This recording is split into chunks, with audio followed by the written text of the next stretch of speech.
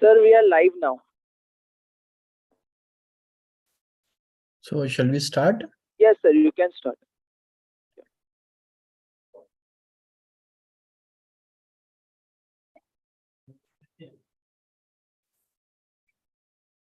Good evening, dear friends. Today I would be talking about subclinical hypothyroidism. I know we have all heard and talked about thyroid disorders, whether it's hypothyroidism or hyperthyroidism. But if we see latest studies, the latest data, the prevalence of subclinical hypothyroidism is quite more commoner than the so thought overt hypothyroidism. It can be due to the improvement in our laboratory techniques. It may be due to the mild failure of thyroid gland, which leads to a very minimal deficiency of thyroid hormones, leading to very few symptoms, but metabolically it may have a lot of impact. So today I would be discussing all those things briefly about subclinical hypothyroidism. So we all know this is nothing new. Hypothyroidism as a clinical syndrome was described in 1874 by Gull under the name of myxedema, where there was a swollen skin, the edema, and excessive deposition or content of mucin known as mix. So this mix and edema led to the term of myxedema. It was characterized by clinical and biochemical manifestation of thyroid hormone deficiencies in various tissues of body, from our hairs to the toenail. So everywhere the signs and symptoms of hypothyroidism we can make out easily. This thyroid hormone deficiency can be caused by abnormalities in the thyroid gland itself, known as primary hypothyroidism. But when we have problems in pituitary gland or hypothalamus, where there is insufficient TSH stimulation,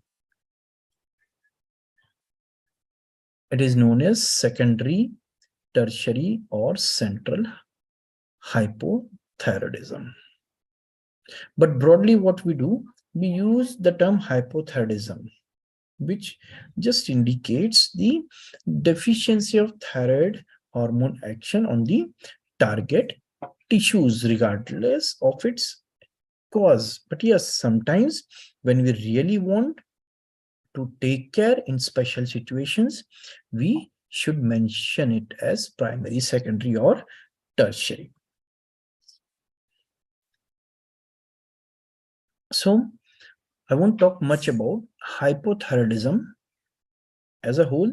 I would be talking about subclinical hypothyroidism, which was introduced in early 1970s when there was introduction of new methods of serum TSH levels, which made more precise estimation, more accurate estimation of TSH and correlate with the signs and symptoms related to deficiency of the thyroid hormone. So when we talk about biochemical diagnosis of subclinical hypothyroidism, it is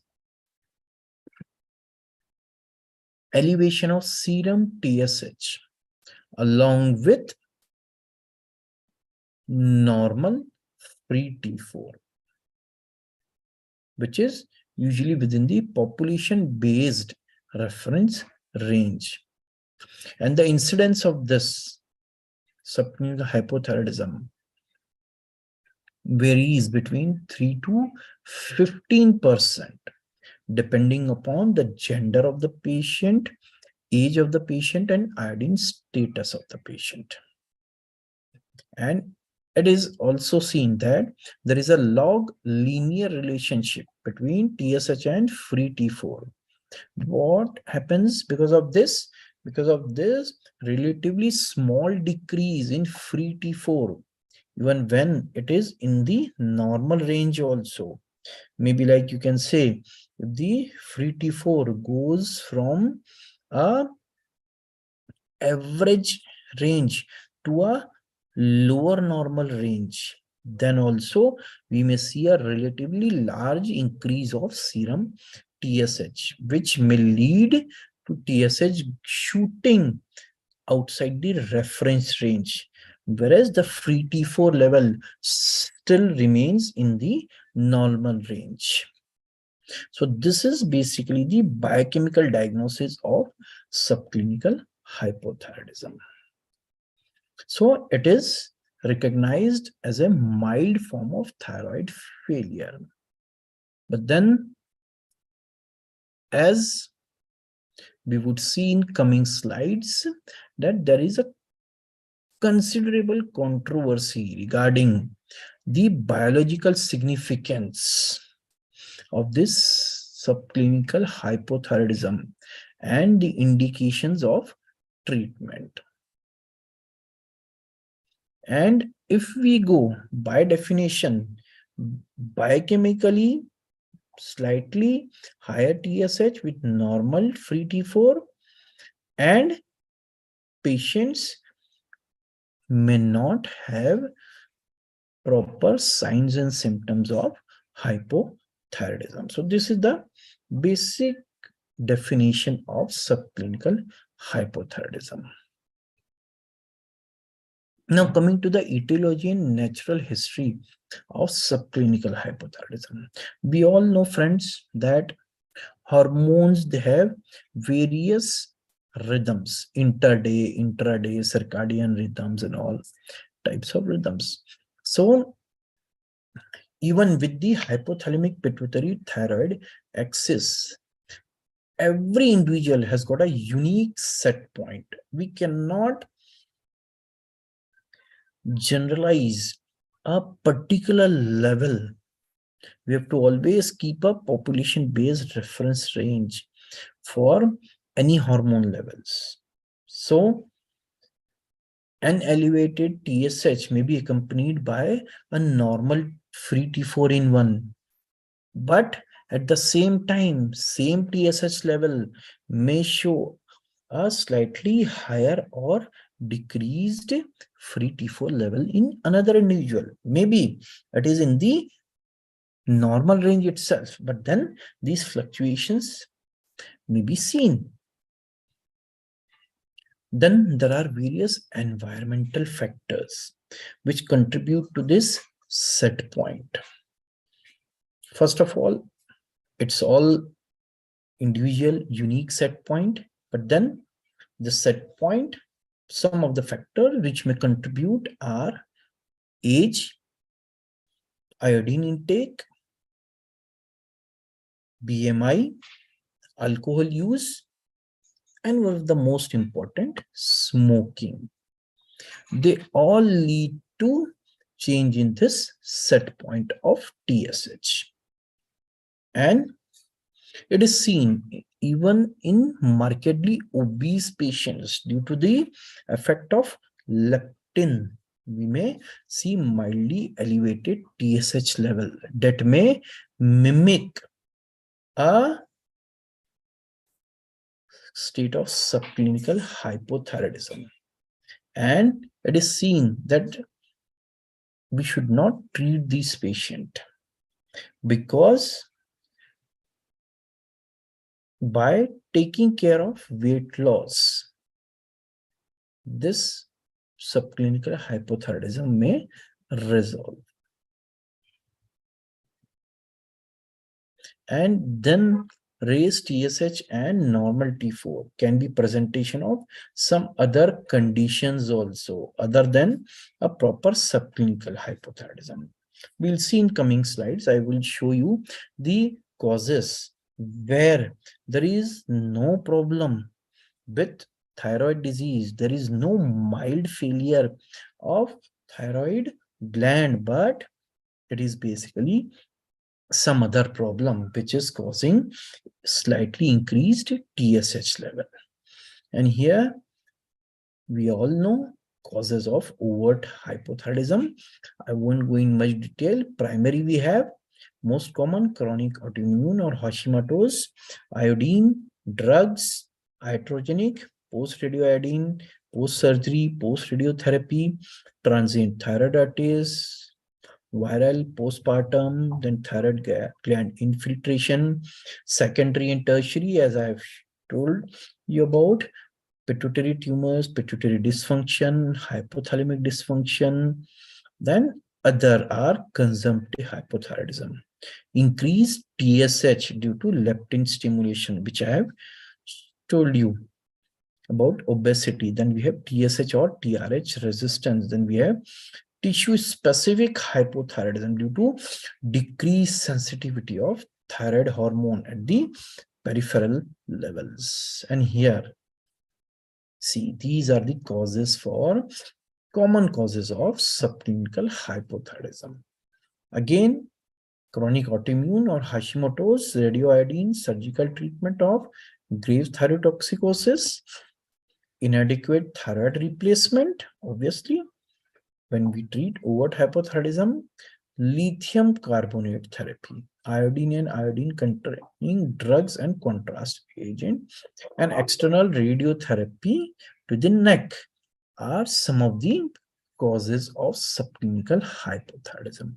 But then, as I was saying, that we have few other problems also where we can see slight elevation of TSH, which are not associated with subclinical hypothyroidism. Like most commonest in ICU, we see non-thyroidal illness.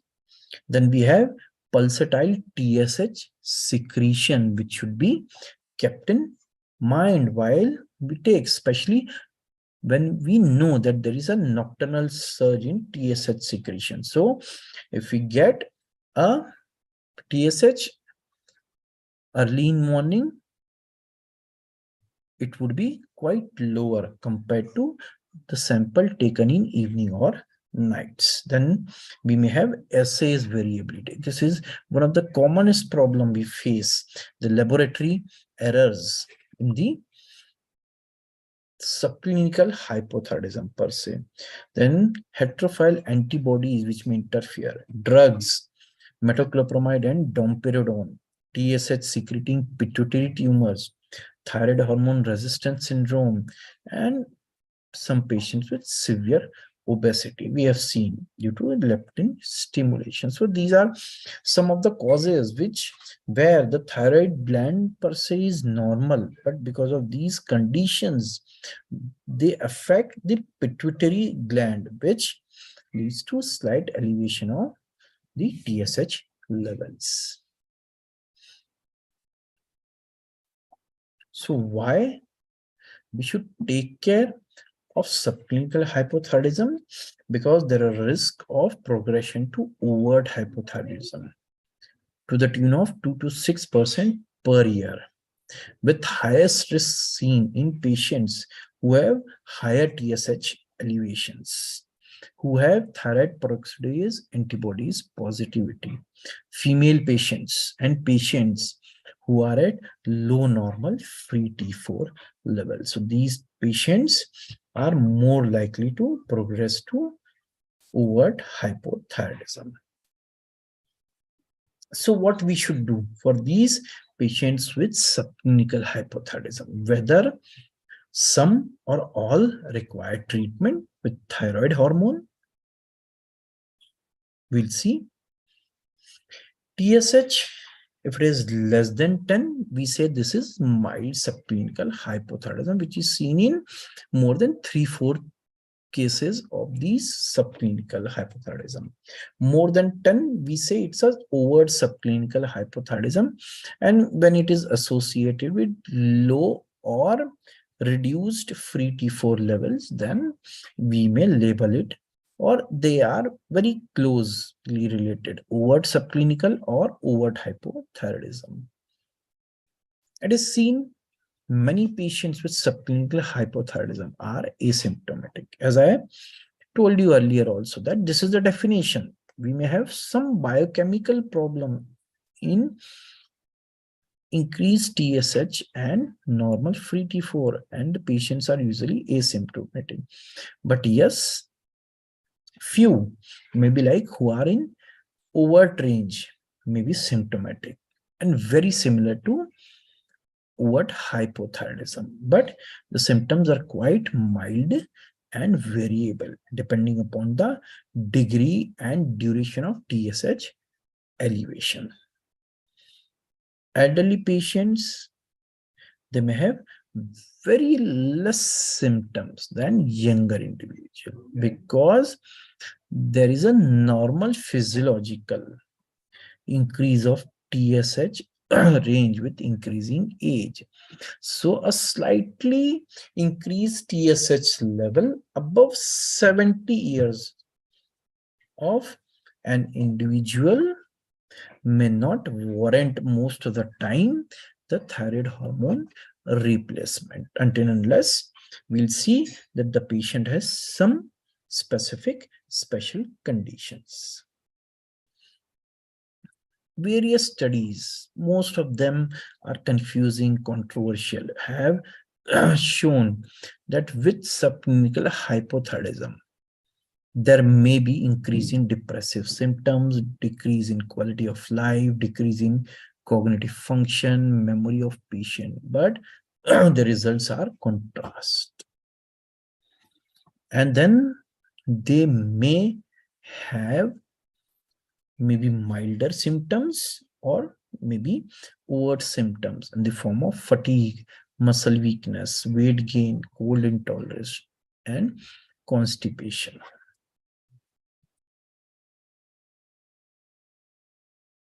And as I told you earlier also, the thyroid hormone is important for various organs of body, and even a mild deficiency or decrease in the thyroid hormone levels, which is seen in long-term subclinical hypothyroidism, may lead to negative consequences, especially on cardiovascular symptom.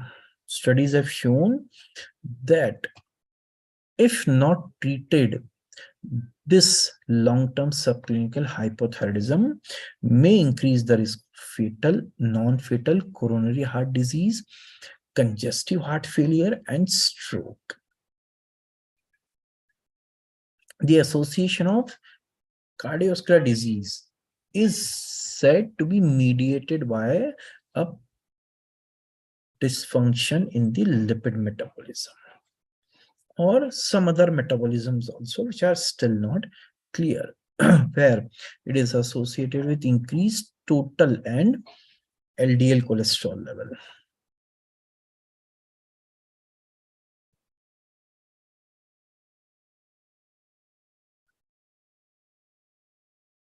So then we say that thyroid autoimmunity, whether it is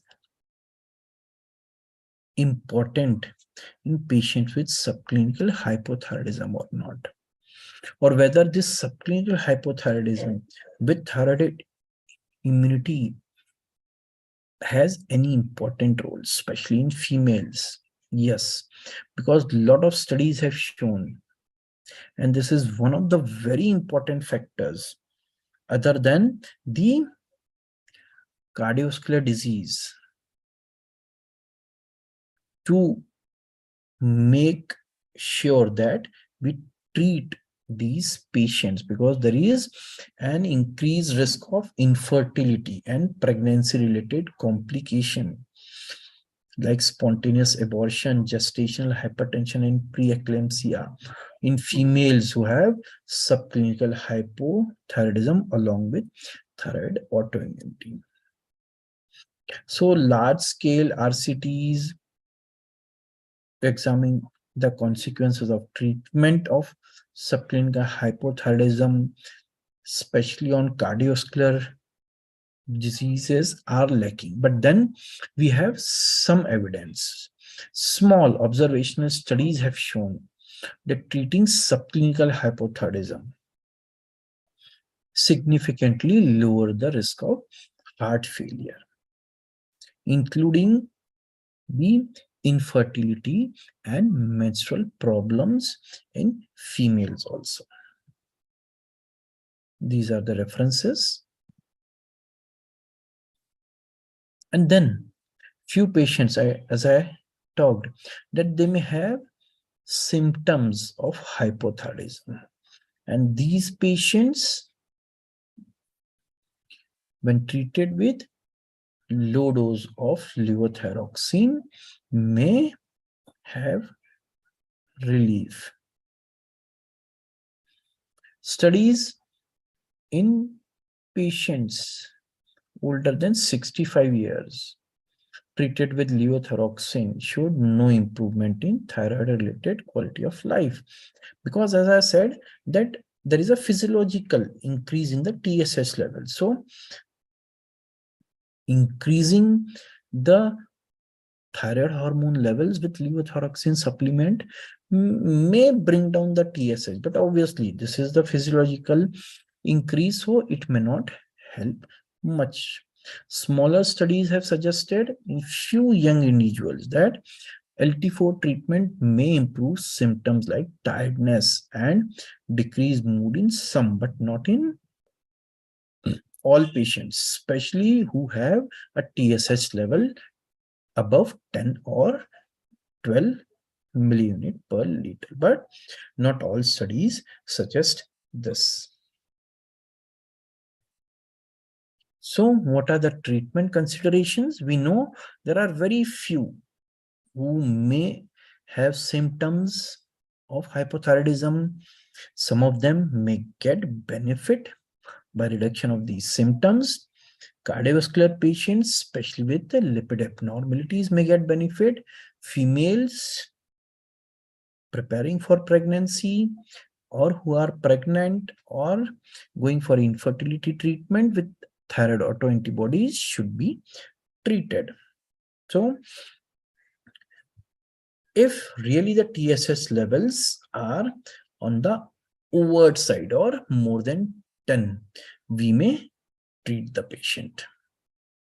But we have to take care that we should not go for under treatment or over treatment, which will be definitely associated with problems, especially like if we go for over treatment, there is a risk of atrial fibrillation, especially in elderly individuals, along with increased incidence of osteoporosis and fractures. There may be a sudden cardiac death, heart failure also.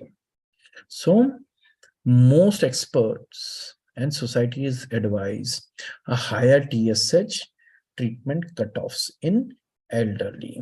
Usually, I say T4 normal range or on the higher side of normal range with TSH less than 10 in elderly above 65-70 years of age. Don't wait and watch.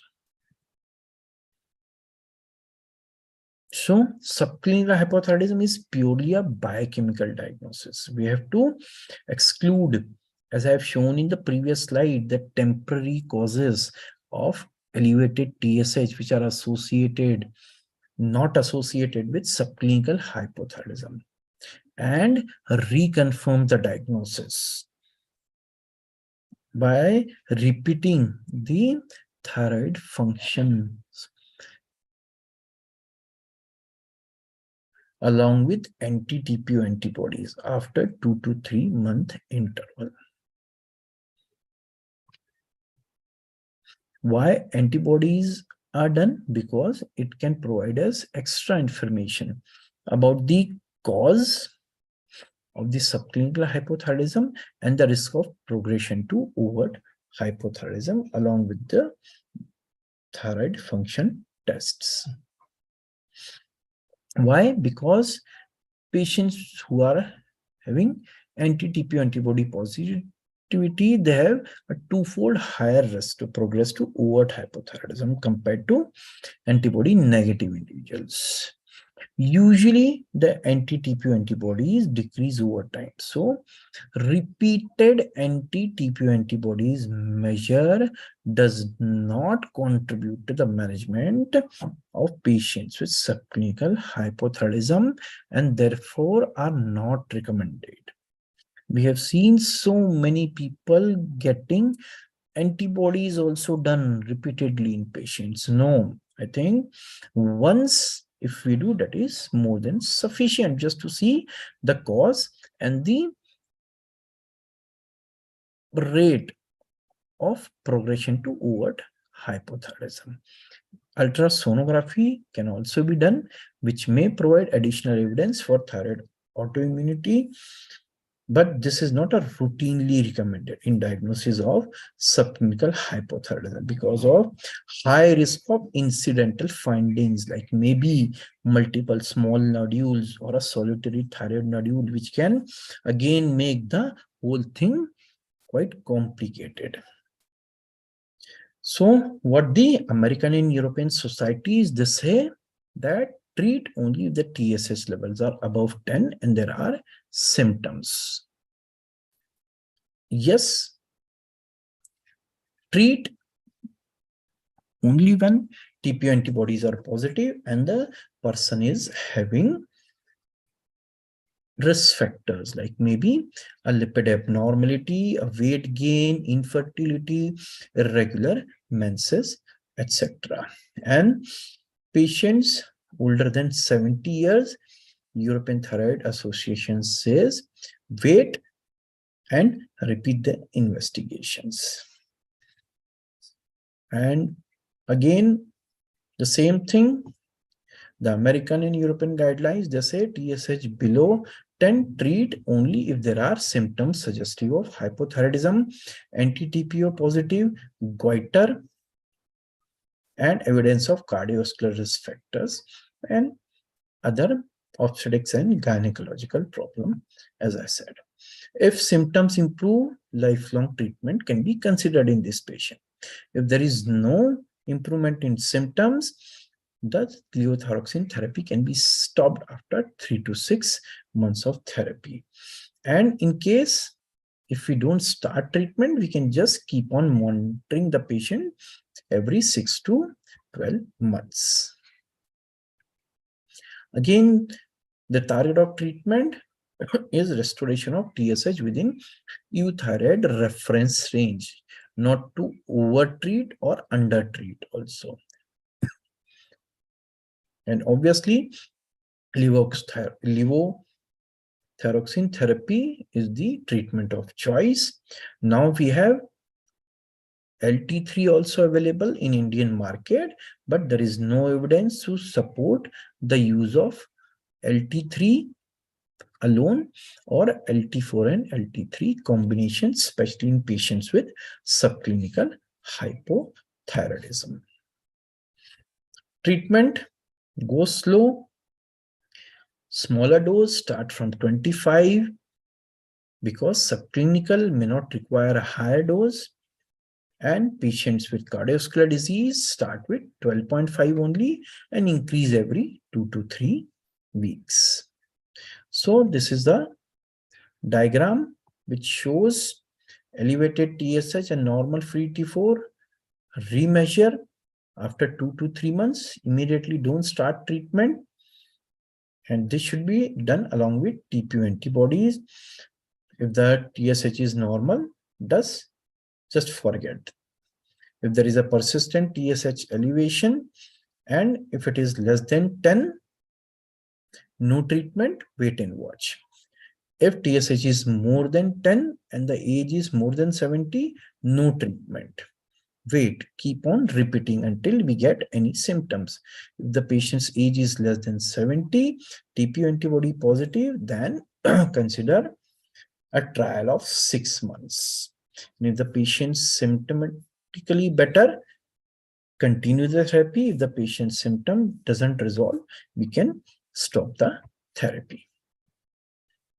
So, to conclude, for subclinical hypothyroidism, first is to diagnose whether patient has a persistent subclinical hypothyroidism or it is just a transient TSH elevation due to various causes, which I have already mentioned. If persistent, there is use of different treatment cutoffs before starting the therapy for elderly and young individuals. Elderly, don't start or wait and watch. Young also, if really indicated, we should start or again wait and watch.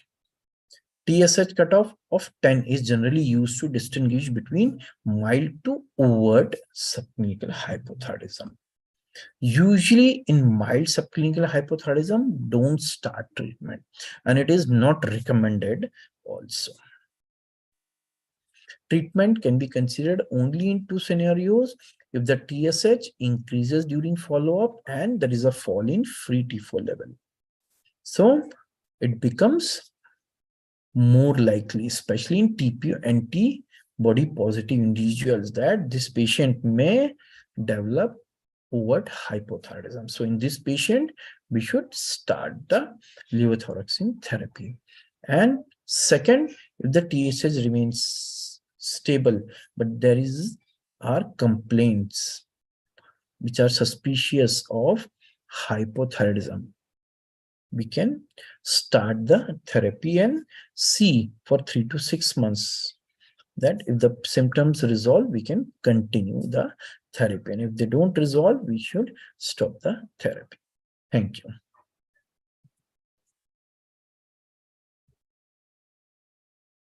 Hello? Yes. Yes, sir. Now there are some questions which I will be posting in Yes, the sir. chat. Yeah. Yes, please.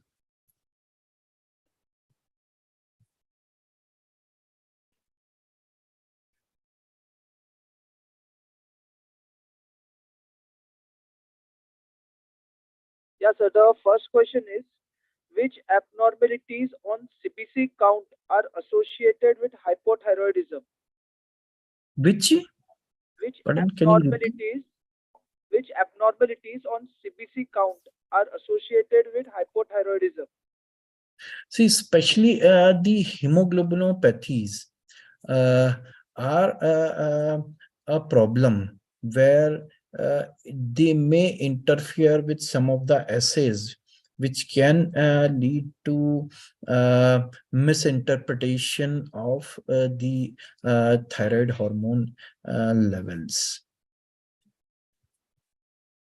So the next question is, what are the symptoms and signs of levothyroxine LT4 overtreatment in hypothyroidism?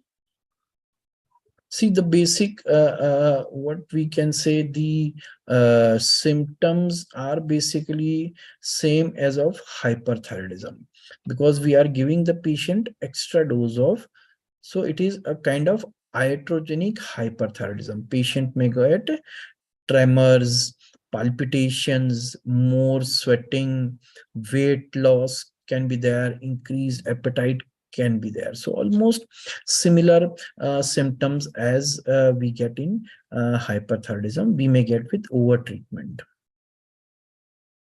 So, sir, the next question is, what causes congenital hypothyroidism and is it treatable?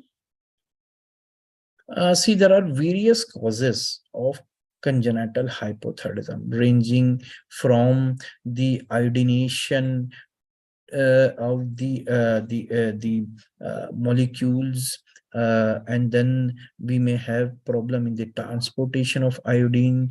We may have uh, problems in the thyroid gland development. So there are various causes of congenital hypothyroidism. But then, yes, the treatment is very simple, that whatever the thyroid hormone is not produced, especially the levothyroxine, LT4, we can replace it from outside and keep the thyroid hormone levels normal, thereby taking care of the congenital hypothyroidism.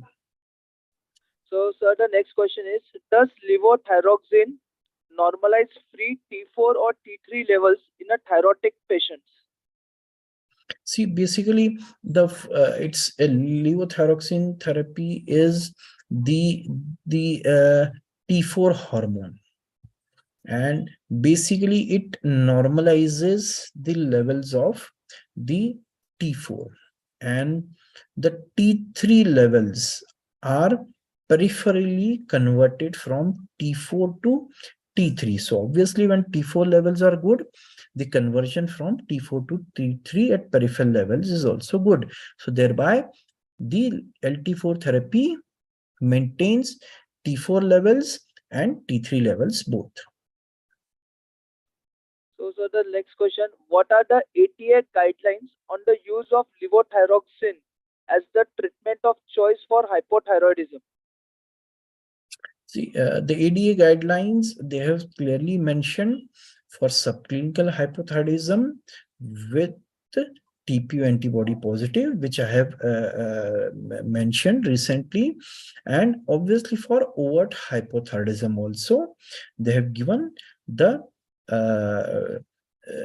LT4 guidelines. The LT3 is very rarely used, only in few individuals it is used. Still, those the conditions are also not yet clear, that whether we should use LT3 therapy more or a combination of LT4 or LT3. But yes, ATA has given guidelines regarding cardiac patients, treatment in infertility, treatment of elderly individuals, which I think I have pointed out in briefly in my slides. Yeah, sir, the last question, what is the role of routine screening for thyroid dysfunction in pregnant women? I think a lot of Indian studies have shown that thyroid dysfunction is quite common in pregnant females, and it should be done. At least TSH screening should be done at the first antenatal visit, and then according to the TSH levels, we can repeat if required along with TPO antibodies. So I think it should be done. Definitely, we know the cost of TSH is quite high. It is not available also at smaller villages. But then if it is there, easily available, then definitely I feel that it should be routinely done in pregnant females. Yeah, sir, we are done with all the questions now. And thank you very much, sir, for your valuable time and sharing Thank some you. important points on the topic, sir. Yeah. Thank you.